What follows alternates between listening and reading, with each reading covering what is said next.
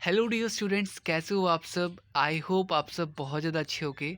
तो आज के इस वीडियो में हम बेसिकली करने जा रहे हैं क्लास 10th का वर्कशीट नंबर 61। ये हमारी 5 जनवरी 2022 की वर्कशीट है, साइंस की वर्कशीट है। और आज हमारा न्यू टॉपिक है इलेक्ट्रिसिटी का, मैग्नेटिक फील्ड वाला।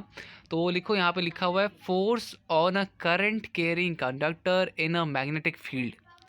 तो अब यहाँ पर ये एक्टिविटी क्या है, ये मैग्नेटिक फील्ड का फोर्स करंट कैरिंग कंडक्टर से कैसे होगा और किस तरह से फोर्स जनरेट होगा, तो वो आज हम देखने जा रहे हैं। देखो बच्चों, हमने लास्ट क्लास में पढ़ा था कि अगर मैं किसी जैसे कोई ये लोहा है, ठीक है, और इसमें मैंने दो तारें जॉइंट कर दी। एक मैंने यहाँ पे कोई एक बैटरी लगा दी, यहाँ पे मैंने स्विच लगा दिया एंड मैं ऑन करता हूँ, स्विच ऑन करता हूँ, तो मुझे देखने को मिलता है कि ये जो रॉड थी या ये जो वो भी आयरन की वायर थी, इसमें एक मैग्नेटिक फील्ड सा जनरेट होता है। इसमें क्या होता है, एक मैग्नेटिक फील्ड सा जनरेट होता है। तो उसी चीज़ को यहाँ पर भी किया गया। यहाँ पे स्विच लगाया गया, यहाँ पे बैटरी लगाई गई और एक तार को जोड़ दिया यहाँ पर, लोहे लोहे से एक तार को जोड़ दिया यहाँ पर, ठीक है। अब आप सबको पता है कि जब भी हम स्विच ऑन करेंगे तो इस लोहे में या इस जो भी ये चीज़ है, जो भी ये चीज़ नहीं है, आई मीन ये लोहे की जो है आपकी आयरन रॉड कह सकते हो आप इसे, ठीक है। तो ये जो आयरन रॉड है, इसमें क्या होगा, मैग्नेटिक फील्ड जनरेट हो जाएगा। सपोज अब मान लो कि ये आपका क्या बन जाएगा, अभी कैसा वर्क करेगा, ये आयरन की जो रॉड है आपकी, अब ये लोहे जैसा आई मीन मैग्नेट जैसा बिहेव करेगा, ठीक है।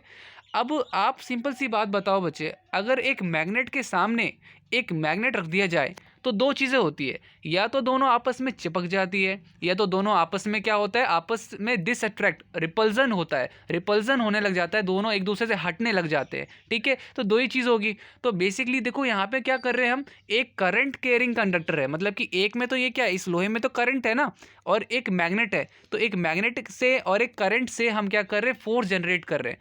अब या तो ये दोनों चीज़ें आपस में एकदम से चिपक जाएंगी या तो एक दूसरे से हटने लग जाएंगी। तो यही पूरी इस एक्टिविटी में बताया गया है कि किस तरीके से हम एक नॉर्मल मैग्नेट से और एक खुद से इलेक्ट्रिसिटी से जनरेट किए हुए मैग्नेट से फोर्स जनरेट कर सकते हैं।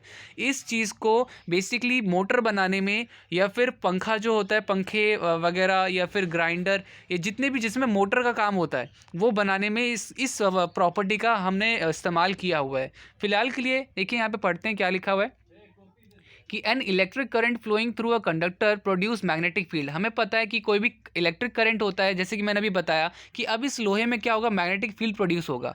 अब the field so produce exert a force, तो इससे क्या होगा कि वो एक फोर्स प्रोड्यूस करेगा। कब, अगर मैं उसके पास क्या करूँगा, एक मैग्नेट प्लेस कर दूंगा। इस कंडक्टर के पास अगर मैंने एक मैग्नेट रख दिया तो होगा क्या कि बेसिकली वो जो होगा इसको फोर्स देगा, ठीक है। या तो वो चिपकेगा या तो वो क्या करेगा, चिपक जाएगा, या तो वो उसको अपोजिट फोर्स देगा और दूर हटेगा, ठीक है। So the magnet must also exert an equal and opposite force on the current carrying conductor. तो मैग्नेट भी फोर्स देगा, वो कंडक्टर भी फोर्स देगा, दोनों आपस से हट सकते हैं या चिपक सकते हैं। ये चीज़ यहाँ पे बताई गई है। आगे लिखा हुआ है कि experiment it is observe that the direction of force is also reversed when direction of current through the conductor is reversed, ठीक है। Change in direction of field also change the direction force acting the current rod. Obviously बात है, अगर आप direction change कर दोगे तो force का डायरेक्शन भी चेंज हो जाएगा।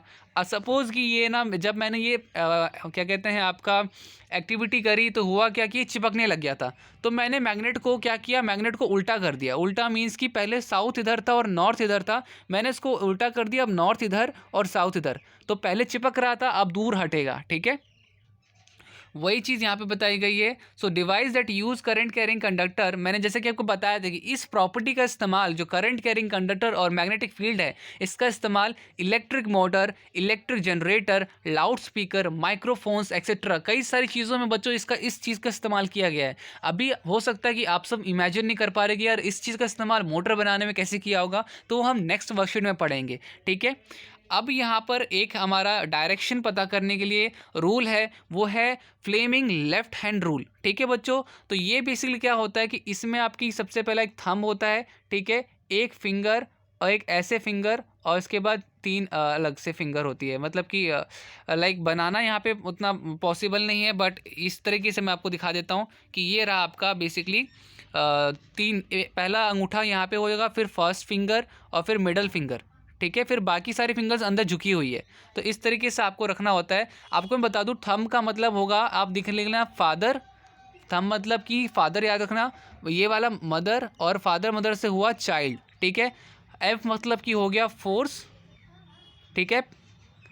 एम हो गया मैग्नेटिक फील्ड, और सी हो गया करंट, ठीक है। तो करंट का डायरेक्शन बताती है बीच वाली उंगली, मैग्नेटिक फील्ड का डायरेक्शन बताती है सबसे पहले वाली उंगली, और फोर्स कितना पड़ रहा है फोर्स बताता है आपका थंब, ठीक है। तीन चीज़ें ध्यान रखना, फादर मदर चाइल्ड, फादर से फोर्स, मदर से मैग्नेटिक फील्ड, सी से चाइल्ड, ठीक है। तो फ्लेमिंग मैंने आपको जैसे कि बताया, फ्लेमिंग लेफ्ट हैंड रूल क्या बताता है, ये तीन डायरेक्शन बताता है कि फोर्स किस डायरेक्शन में पड़ रहा है, दूसरा मैग्नेटिक फील्ड कैसा है, किस डायरेक्शन में हो रहा है, और तीसरा करंट किस डायरेक्शन में, इन तीन चीज़ों को वो बताता है, ठीक है। कौन कौन सी फिंगर बताती है ये भी मैंने बता दिया आपको, थंब क्या बताता है, फर्स्ट फिंगर क्या बताती है, और मिडिल फिंगर क्या बताती है, तीनों चीज़ें भी मैंने बता दी है, ठीक है। अब देखिए यहाँ पर कुछ क्वेश्चंस है, तो उन क्वेश्चंस के आंसर्स हम करते हैं। तो चलिए शुरू करते हैं। तो बच्चों पहला क्वेश्चन जो है हमारा वो है state Fleming left hand rule. तो जैसा कि ये जो रूल है मैंने अभी आपको बताया था कि इस रूल का काम क्या होता है। इस रूल का काम होता है आपका डायरेक्शंस बनाना। किन तीन चीज़ों का डायरेक्शन बताना, एक तो सबसे पहले फोर्स का, फोर्स कहाँ पे पड़ रहा है, दूसरा current I mean magnetic field का, मैग्नेटिक फील्ड कहाँ पे जनरेट हो रही है, तीसरा करंट कहाँ से प्रोवाइड हो रहा है, करंट का डायरेक्शन, इन तीन चीज़ों का। तो मैंने बताया था फर्स्ट थंब होता है, ठीक है, फिर फर्स्ट फिंगर, फोर फिंगर भी कहते हैं, और फिर मिडल फिंगर होती है। तो चलिए इसका हम आंसर देख लेते हैं। आंसर फर्स्ट हमारा हो जाएगा यहाँ पर, answer first, Fleming right hand rule gives which direction the current flow. The right hand is held with the thumb, index finger and middle finger mutually perpendicular to each other at right angle. As shown in diagram, the thumb is pointed to the direction and the motion of the conductor relative to the magnetic field. तो ये तो answer हो गया। आप चाहें तो इसके नीचे इसके ऊपर या नीचे आप एक इस तरह से डायग्राम बना सकते हैं, ये इस तरीके का है। आप चाहें तो वर्कशीट में जो दे रखा है वो वाला डायग्राम भी बना सकते हैं इस तरीके से, ठीक है। जो आपको अच्छा लगे वो डायग्राम बना दीजिए। डायग्राम बनाना कंपलसरी तो नहीं है, क्योंकि देखो हर बच्चे की डायग्राम जो कैपेसिटी होती है ड्राइंग करने की वो इतनी अच्छी नहीं होती है। तो प्लीज़ अगर अच्छी हो तभी बनाना, वरना ख़राब बना दोगे फालतू में मार्क्स कट जाएंगे, ठीक है। तो प्लीज़ ध्यान रखना कि जितना नॉर्मल हो सके उतना नॉर्मल बनाना, ठीक है। फर्स्ट क्वेश्चन का हमारा देखो आंसर हो गया है, ठीक है। चलिए नेक्स्ट क्वेश्चन की तरफ बढ़ते हैं। नेक्स्ट क्वेश्चन इंपॉर्टेंट क्वेश्चन है बच्चों, ये क्वेश्चन कम से कम आपका 4 मार्क्स में आ सकता है, ठीक है। 4 मार्क्स का इसलिए ये ज़्यादा वर्ड्स का होगा, ठीक है। If current is from east to west, current का डायरेक्शन अगर ईस्ट से वेस्ट की तरफ है तो डायरेक्शन ऑफ मैग्नेटिक फील्ड क्या होगा, वो, और find the direction of force experience by conductor. तो आपको ये तीन चीज़ें बतानी है। तो चलिए हम यहाँ पर क्वेश्चन सेकंड का आंसर देख लेते हैं अब। तो ये क्वेश्चन सेकंड का आंसर हमारा यहाँ पर, सेकंड का आंसर है, सॉल्यूशन सेकंड है, ठीक है। तो देखो यहाँ पर आपको पूरा दे रखा है कि the direction of earth magnetic field in is from geographic south to north. Let the direction of current is the conductor from west to east applying Fleming left hand rule. तो हमें पता चलता है कि जो कंडक्टर का force है वो कहाँ, अपवर्ड की तरफ, क्या कहते हैं, वर्टिकली अपवर्ड है, ठीक है। तो यहाँ पर देखो बच्चों, तो फिर हमारा जो फाइनल आंसर क्या हो जाएगा, ये आपको ये फिगर बनानी है और उसके बाद आपका क्या कहते हैं ये फाइनल आंसर होगा। ये मेन पॉइंट है आपका, ठीक है, ठीक है। By reversing the direction of current making it flow from east to west, the direction of force exerted by the conductor, ठीक है। तो ये बेसिकली आपका पूरा का पूरा हो गया, ठीक है। तो सॉल्यूशन सेकंड हमारा ही सेकंड का आंसर होगा बच्चों। मैं इसको पूरा एक बार दिखा देता हूँ कि आपको ईजी रहे समझने में भी, ठीक है। तो ये इस तरीके से ये आपका पूरा का पूरा आंसर हो गया, ठीक है बच्चों। मैंने एक बारी में पूरा दिखा दिया ताकि आपको कन्फ्यूज़न कहीं भी किसी तरह की ना हो, ठीक है। तो ये मेरा पूरा का पूरा आंसर आपको दिख रहा होगा। तो ये हमारा हो गया है आंसर सेकंड बच्चों। आंसर सेकंड मैंने कहा इंपॉर्टेंट क्वेश्चन है, तो प्लीज़ इसको ज़रा अच्छे से करिएगा और याद ज़रूर करिएगा। चलिए अगली तरफ बढ़ते हैं।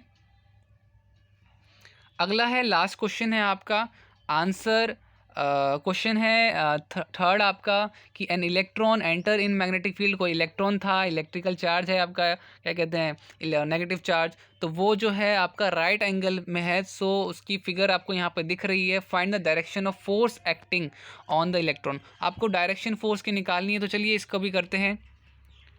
तो गाइज़ यहाँ पर देखिए, ये आपका जो क्वेश्चन था मैग्नेटिक फील्ड वाला, ठीक है, तो यहाँ पर ये हमारा आंसर क्या हो जाएगा, आंसर थर्ड हो जाएगा, थर्ड आंसर हो जाएगा। ये आंसर थर्ड, जैसे भी आपको लिखना है लिख लीजिए, आंसर थर्ड हमारा, ठीक है।